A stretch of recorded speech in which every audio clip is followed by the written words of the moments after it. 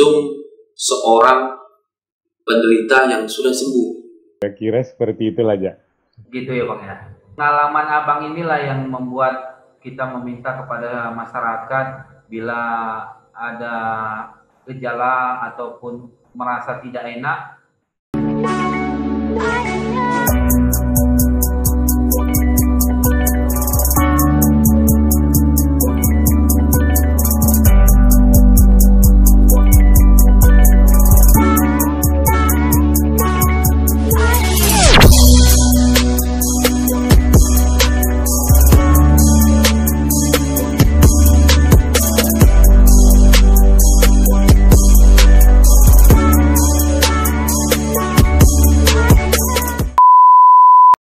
Halo anak Medan, jumpa lagi kita di channel saya, Usti TV. Sebelum kalian tonton konten ini, jangan lupa kalian subscribe, like, comment, and share ya. Jangan lupa. Oke? Kali ini kita akan membahas tentang COVID lagi, tapi hari ini kita akan zoom seorang penderita yang sudah sembuh, yang masih muda, istrinya juga kena, orang tuanya juga perempuan kena, mereka kena langsung sekali 3. Bayangkan itu, sekali 3 Pakcik. Jadi dia adalah mantan anggota DPRD Medan, yang juga seorang pengusaha, Boydo HK Panjaitan.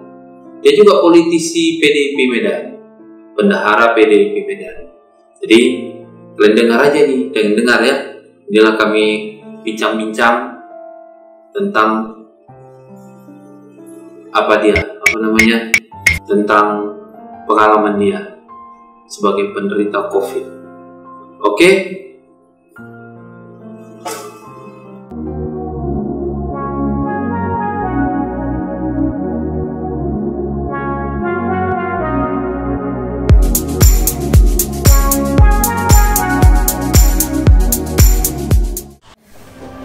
Gak mungkin aku kena COVID, begitu pikirku saat itu. Aku kan kerja dari rumah, selalu tertib melakukan protokol COVID apabila harus ke supermarket atau ke rumah orang tuaku. Tapi kenyataannya, mungkin tangan saya kurang disiplin untuk tidak menyentuh mata, hidung, dan mulut. Atau mungkin suami saya yang begitu, atau mertua, atau teman-teman dan sanak saudara yang sesekali kami jumpai. Sebelumnya, selama 10 hari, saya sakit di rumah dengan gejala demam tinggi, sendi-sendi sakit, lidah terasa pahit, dan batuk ringan. Di hari kelima setelah demam turun, aku dan suami melakukan cek darah, di mana hasilnya menunjukkan bukan demam berdarah maupun tipes. Walau enggan melakukan rapid test, mungkin karena takut menerima kenyataan, apalagi saya toh tidak demam lagi, saya akhirnya melakukan rapid test pada hari ke-7. Dan hasilnya non-reaktif. Di titik ini, ibu mertua saya yang berusia 78 tahun mengalami rasa pahit di lidah selama seminggu, tidak selera makan, dan tubuh semakin lemas, namun tidak ada demam maupun batuk. Karena gejala ini tidak terlihat berbahaya, maka tidak ada tindakan medis yang lebih lanjut dilakukan selain beristirahat. Merasa lega dengan hasil non-reaktif, keesokan harinya, suami ke rumah sakit Elizabeth untuk ambil obat batuk yang tak kunjung reda. Oleh Dr. Budianto, suami diperintahkan untuk melakukan CT thorax, di mana pada hasilnya terlihat bercak-bercak yang sudah meluas ke kedua paru-paru. Karena rasa takut, kami memutuskan melakukan swab test keesokan harinya. Dan hasilnya positif. 4 Juli 2020, sore itu kami masuk ke rumah sakit Elizabeth Medan.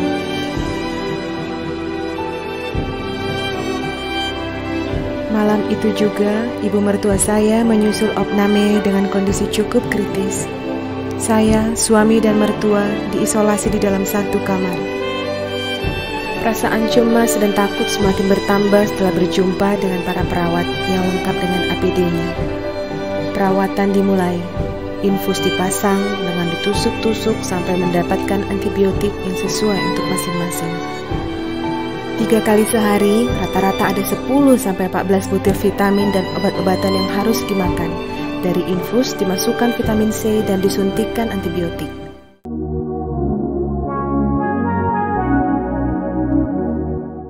Bang Boydo. Apa kabar? Halo, Wisya. Sehat sekarang? Udah Syukur. sehat, Bang? Syukur, alhamdulillah sehat, puji Tuhan. Iya, ya. Jadi saya kemarin melihat ada postingan. Di situ rupanya abang saya kena COVID-19. Gitu ya, Bang? Bener ya? Ya, kira-kira seperti itulah, Jak. Gitu ya, Bang ya? Iya. Nah, jadi saya sangat prihatin, apalagi kemarin kita baru menanyakan waktu tayang pertama di TV, Bang, Ya. membuat konten tentang COVID-19 itu nyata. Jadi ada juga yang seperti abang bilang itu kan. Jadi kondisi sekarang gimana, Bang? Abang, kakak, dan Ya, mama saya. mamanya abang, Yang kondisi gimana, Bang? kebetulan hari ini udah 78 tahun umurnya. Umurnya 78 ya, Bang ya? Iya. Bisa Bang Jadi, ceritakan kronologisnya, Bang? Awal mula terjadi, apa ada tanda-tanda itu, Bang, kena COVID ini? Dan apa yang abang alami gitu? memang ya waktu pertama kali terus terang ya kita memang demam. Ya kan? Demam ya, Bang ya? Demam. Ya, demam. Dan saya itu batuk-batuk. Batuknya luar biasa, batuk kering. Tapi kalau malam itu mau nggak berhenti. Batuknya, Bang? Sampai kayak, waduh, kayak itulah, kayak mau muntah kadang, makin seringnya gitu. Jadi kadang terganggu tidur malam itu karena batuknya panjang. Dan Nah, batuk, ada malam itu demamnya tinggi saya. Tapi setelah 4 hari dia sempat sembuh. Oh, sempat sembuh ya, Bang?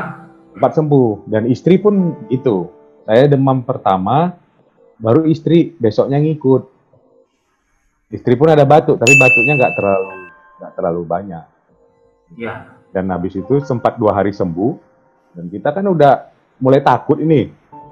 Kan dengar batuk, dengar apa namanya? Kalau udah demam, wah ini udah jangan-jangan kena ini gitu kan. Nah, jadi kan setelah kita ada demam, kita kan lumayan ketakutan juga tuh, ya kan? Jadi kita panggil dari laboratorium untuk periksa cek darah ke rumah. Saya sih masih takut, jadi saya nggak mau cek rapid. Yang saya suruh malah istri. Ketakutan itu, abang ketakutan karena mau tes rapid takut gitu? Kenapa? Takut. Masih di kepala kita ini kan, kalau dibilang nanti COVID, nah itu kan udah ada sesuatu, itu ada rekayasa lah apa dan segala macam gitu-gitu nggak ini. Karena pemberitaan itu, Bang, yang simpang siur. Iya. Ini. Dan ketakutan kayak yang kita baca di berita, kalau kena COVID, kebanyakan yang kita lihat berita kan yang meninggal semua. Dokter aja meninggal, ini meninggal. Apa kan? Jarang kita dapat berita orang sembuh kan? Iya. Kan itu, semua pemberitaan itu yang yang sembuh kan ada juga, banyak. ada, tapi pemberitaan itu yang di medsos, di mana itu yang kita tengok, yang udah dibawa lah, yang udah ditutup pakai apalah katanya, yang salah doakan lah, yang salah pakaikan baju. Jadi baru aku tes demam berdarah. Nah, tes lah istri, ternyata non reaktif istri. Non reaktif. Non reaktif waktu dites parameter, dan aku tes demam berdarah, trombositku agak turun. Itulah. Nah, jadi karena udah tes, aku jadi percaya diri ke rumah sakit karena istri udah non reaktif. Ya. Nah, berangkat aku ke rumah sakit dengan harapan meminta obat demam, obat batuk biar supaya aku sehat. Gitu ya. Memang waktu itu kalau aku jalan agak panjang, udah agak tersengal-sengal. Turun tangga dari rumah tersengal-sengal nih, agak tersengal-sengal. Oyong gitu ya? Kayak nafas itu tersengal-sengal, nafas. Gitu, kayak udah mulai itulah. Jadi sampailah ke rumah sakit, dan kemudian aku agak kenal sama dokter ini, dokter pilihan ini kan, sakit di Sandet. Jadi aku koordinasi, mau datang ke praktek, katanya oke datang aku praktek kan, udah percaya diri kan. Tapi sampai di sana diperiksanya di stetoskop, loh kok napasnya kayak mana lah, ada sesak katanya gitu kan. Tapi udah tengok aku agak ngos-ngosan. Ya udah, karena udah diperiksa gitu, coba foto lah dulu lah, kata foto toraks kan, foto paru. Oh, foto toraks ya? Ya. Oh iya dokter, aku bilang gitu kan, foto lah di situ. Foto di situ langsung keluar hasilnya dan dilihat ternyata paruku sudah bercaknya udah meluas di kedua paru. Apa bang, parunya kenapa? Ada bercak pneumonia di kedua paru. Oh, bercak dia ya? Iya, sudah ada bercak di kedua belah paru. Nah itu yang bilang, ini udah tanda-tandanya sih Ray, kalau saya koordinasi sama orang radiologi gitu. Tapi aku bilang ya udahlah biar pasti dokter, saya minta swab lah, swab besok, karena istri kan juga nggak ikut, karena istri diperiksa dia non reaktif, saya bilang, gitu kan. Ya udah saya sama istri besok di swab lah. Ya udah, terakhir besoknya kami swab lah di Murni Teguh. Murni Teguh swab besoknya, kemudian 2 hari setelah itu kami menunggu hasil. Ternyata pas hari Sabtu paginya kami dapat hasil tanggal 4 Juli itu, kami dapat hasil kami positif. Dan langsung lah. Biasanya nih bang, biasanya kan pikiran di masyarakat. Ya. Kalau udah hasil swab keluar, langsung dijemput. Langsung apa? Dituntut. Iya itu. Itu makanya. Dengan ambulan, dengan baju planet itu. Jadi sekitar masyarakat sekitar rumah kita pun jadi was-was dengan kita. Ini gimana? Nah, itu. Apa dilakukan juga seperti itu? Itulah makanya stigma yang ada di kepala kita ini kayak gitu. Itulah yang membuat awak takut dulu kan. Yang buat aku takut bakal di kayak gini kan, bakal dijemput, bakal apa. Padahal kami datang sendiri swab ya. Kita pun sebenarnya ini makanya COVID ini betul-betul membentuk kesadaran dari diri sendiri, pribadi sebenarnya. Kalau kita ternyata benar ada penyakit di dalam diri kita kan nggak mau menularkan ke orang lain kan. Ya kan kadang kan kayak kita lah, ada yang demam atau flu batuk dikit, sepele, nggak ada itu katanya, malah berpergian kemana-mana, kongko malah gitu kan gitu. Kalau udah ada gejala sedikit, udahlah, isolasi diri aja di rumah dulu. Dan berarti pastikan pengalaman abang inilah yang membuat kita meminta kepada masyarakat bila ada gejala ataupun merasa tidak enak, kita periksakan diri kita ke dokter ya bang. Ya, jangan takut. Tapi jangan takut kayak saya. Permasalahannya bang, ya, tidak semua masyarakat tuh punya duit untuk PCR. Ya, kalau memang nanti dinyatakan positif, memang semuanya bisa ditanggung kan. Tapi kalau abang PCR berapa? Kalau kemarin ya sekitar 600 ya. 600.000, sedangkan kita kalau PCR swab. Iya, swab. Swab kan di USU udah ada gratis. Oh, kalau ada gratis ya. Kalau di Murni Teguh memang kena 2 juta kemarin. Kalau sekarang masyarakat kita bang, kita suruh dengan itu mana bang ya katanya. Enggak, tapi aku rasa gini. Sekarang yang paling penting itu kesadaran kita. Kita nggak usah swab pun sebenarnya nggak masalah. Cuman kita disiplin diri. Yang pertama, supaya kita tidak... Yang mematikan itu kan katanya kalau paru-parunya rusak. Kalau dia menyebar ke paru-paru. Jadi kalau kita demam, batuk, yang paling penting kan pastikan aja foto toraks ini. Foto toraks ya? Ya, dia menyebar nggak? Dia ada nggak di sini? Nah, kalau paru-parunya bagus, dan dia memang nggak ada penyakit bawaan jantung, hipertensi, atau yang penyakitan bawaan lain, kanker atau apa dan segala macam itu, nggak ada penyakit bawaan, ya yang paling penting itu parunya bersih apa enggak. Nah kalau parunya bersih, itu bisa isolasi di rumah. Tapi betul-betul di rumah itu 14 hari harus betul-betul lah di rumah, jangan keluyuran kan. Sama keluarga pun, istri, anak-anak betul-betul mengisolasi diri supaya anak-anak dan istri pun tidak terkena kan. Nah, itu kan gitu. Apa perasaan abang dan apalah yang abang mau sampaikan di channel aku ini? Ya, yang paling penting memang kan bahwa COVID-19 itu nyata. Itu yang bukan ada, ya saya ngerasakan lah, terserah mau itu rekayasa, mau apa, pokoknya ada nyata. Mau hasil rekayasa kayak, mau hasil kayak, tapi dia ada. Tapi dia ada dan saya sudah berhadapan dengan COVID-19. Dan kita saya bisa menang ya? Ya? Kita bisa menang melawan itu ya? Ya bisa menang, kita bisa menang. Saya bisa menang melawan. Saya bersyukur juga memang kan kondisi istri yang paling ringan, ya tidak terlalu berat.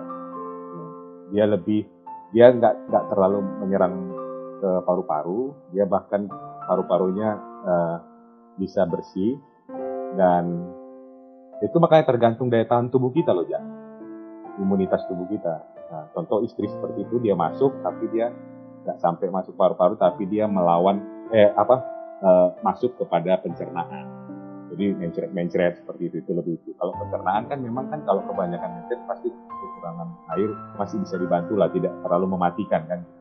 Nah sehingga saya bersyukur pada waktu itu dia pun banyak mendokumentasikan kami, mendokumentasikan saya, mendokumentasikan. Siapa yang dokumentasikan itu, Bang? Hah? Siapa yang dokumenkan?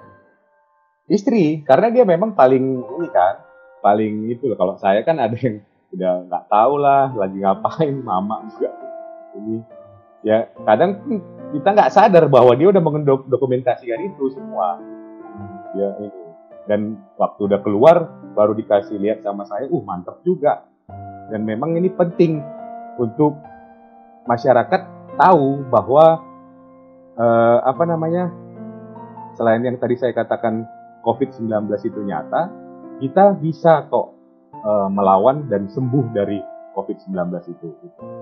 Jadi kita nggak usah takut, tapi kami pun nggak mau kena 2 kali. Itu dia. Nggak mau kena 2 kali lah, ampun. Ampun ya Bang. Ampun ya, DJ. Kalau masyarakat ya semua tidak mau lah Bang, apalagi sekarang kan ya, kita seolah-olah kan terisolasi. Tapi ya kan karena masih sekarang Bang, abang melihat sekarang banyak pejabat Pemko Medan yang kena kan, banyak ya. Kan di BLT wali kota. Ya. Ya, memang kita kan, ya itu yang kami mau kasih tahu juga, dan istri juga mau kasih tahu. Ya, dia sih, ya, kami sih nggak nyangka sempat viral gitu juga video, tapi kita bersyukur mudah-mudahan masyarakat bisa ambil hikmahnya. Artinya siapa aja bisa kena. COVID itu tidak memandang orang dia berlatar belakang apa, semua kalangan bisa kena. Siapa aja bisa kena. Jadi waspada aja. Karena kita kan nggak tahu imun tubuh kita lagi bagus apa enggak. Ya kan? Kita lagi sehat atau apa enggak.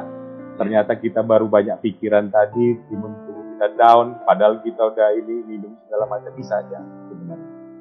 Jadi kayak kita itu perlu betul-betul waspada, apalagi melihat kota Medan yang sudah semakin meningkat ini, meningkat, makin gila-gilaan loh saya lihat. Meningkat itu meningkat tajam. Iya, jadi makin waspada lah. Ya kayak seperti saya kan, kalau saya ingat-ingat, tangan saya ini gatal kali nyentuh hidung, nyentuh mata. Walaupun saya dulu pakai masker.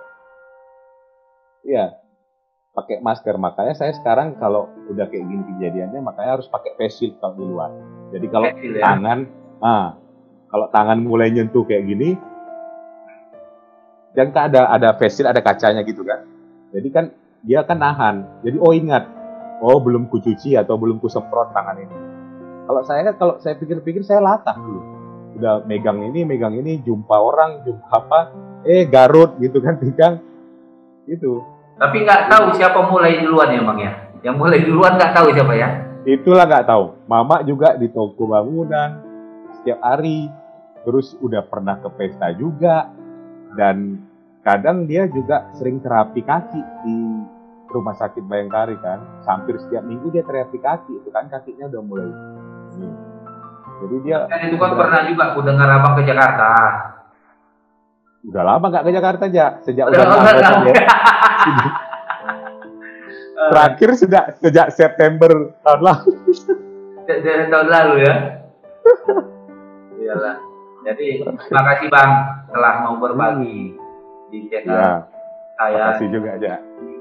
Mudah-mudahan apa yang kita bicarakan ini bisa mengedukasi masyarakat, bisa masyarakat itu tidak berpikir bahwasannya ini adalah rekayasa.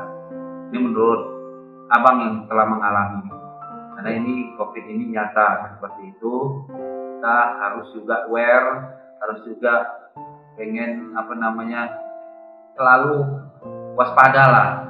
Sekarang kita kan heboh dengan pergi jalan ke sana, jalan kemari, makan di sana, makan di sini, seolah-olah COVID itu udah hilang. Begitu. Mungkin itu aja Bang. Terima kasih. Ya, sip, mantap. Sehat selalu untuk semuanya. Kirim salam sama Oke. kakak dan Ya. mama dan sehat selalu. Terima kasih Bang. Ya, ya.